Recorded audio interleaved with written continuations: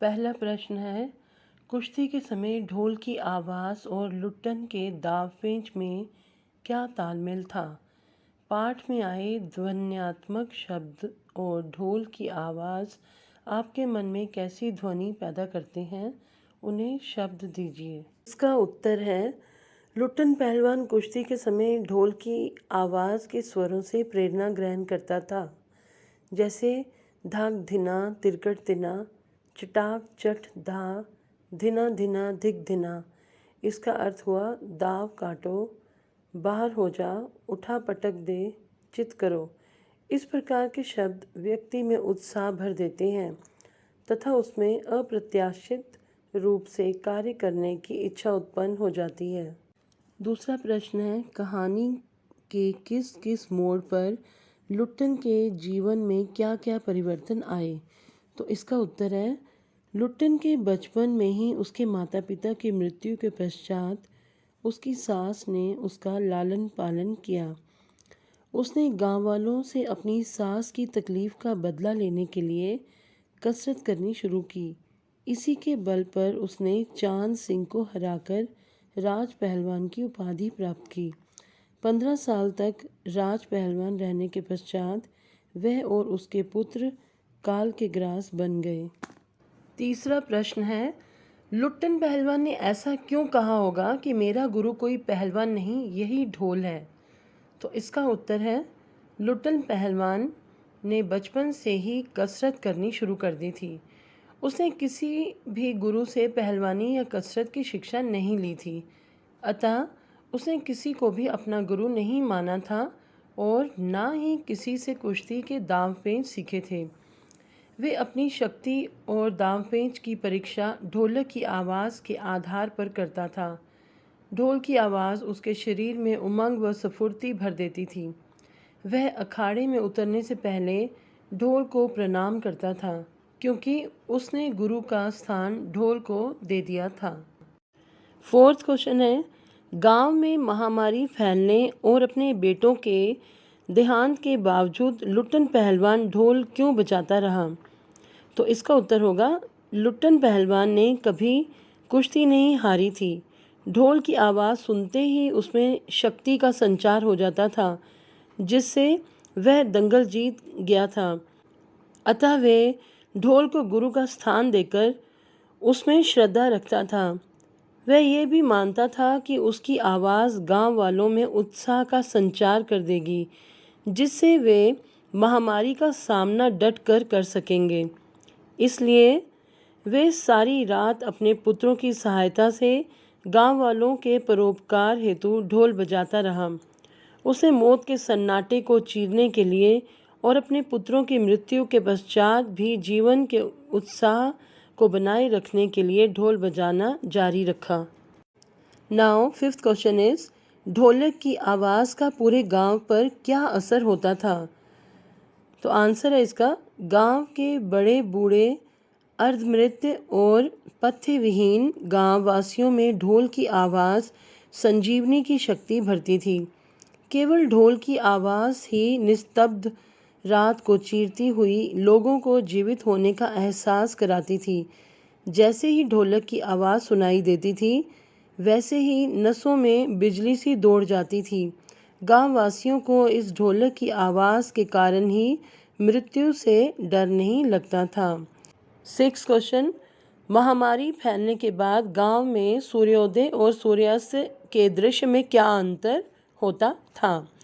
तो उत्तर होगा, गांव में फैली बीमारी ने अब महामारी का रूप ले लिया था। इसने इस तरह गांव में हाहाकार मचा दिया था कि सभी के चेहरे पर रुदन के अलावा अन्य कोई चिन्ह यदा कदा ही दृष्टिगोचर होता था।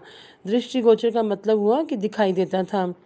सूर्य निकलने के साथ ही लोग कांपते हुए घरों से निकलकर अपने आत्मीय जनों तथा मित्रों को समय बलवान होना समझाकर ढाढ़स बंधाते थे और कहते थे कि समय परिवर्तित होता रहता है, बुरा समय जल्दी ही समाप्त हो जाएगा।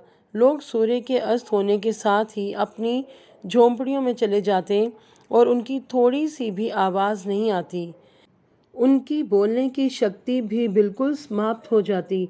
केवल रुग्ण गांववासियों के रोने और कराहने और बच्चों की माँ माँ करने की आवाज़ें ही आती। 7 क्वेश्चन है, कुश्ती का दंगल पहले लोगों और राजाओं का प्रिय शौक हुआ करता था। पहलवानों को राजा एवं लोगों के द्वारा विशेष सम्मान दिया जाता था। इसके अंतर्गत पहला प्रश्न है, ऐसी स्थिति अब क्यों नहीं है? ख भाग है इसका, इसकी जगह अब किन खेलों ने ले ली है? थर्ड वन इज, कुश्ती को प्रिय बनाने के लिए क्या क्या कार्य किए जा सकते हैं? इसके क भाग का उत्तर होगा, कुश्ती का खेल ग्रामीण संस्कृति की पहचान है, ना कि शहरी संस्कृति की। शहरी संस्कृति में ये खेल अपना प्रभाव नहीं छोड़ पाता है। ख भाग का उत्तर है, आज के दौर में क्रिकेट, फुटबॉल, वॉलीबॉल, तैराकी, जिम्नास्टिक, बॉक्सिंग, हॉकी जैसे अंतर्राष्ट्रीय खेलों ने कुश्ती की जगह ले ली है। ग भाग का उत्तर है, सरकार के निवेश से ही शहरी व ग्रामीण नवयुवकों को विद्यालयों एवं राष्ट्रीय स्तर पर अच्छे प्रशिक्षक द्वारा मार्गदर्शन, उचित प्रशिक्षण व सम्मान आदि मिलना चाहिए।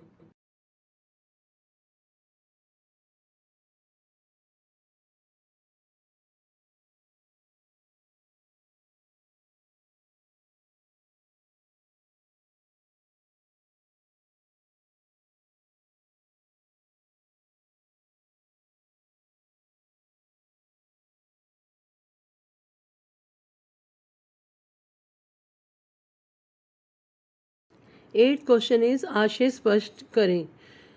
इसमें पहला आशय है, आकाश से टूटकर यदि कोई भावुक तारा पृथ्वी पर जाना भी चाहता तो उसकी ज्योति और शक्ति रास्ते में ही शेष हो जाती थी। अन्य तारे उसकी भावुकता अथवा असफलता पर खिलखिलाकर हंस पड़ते थे।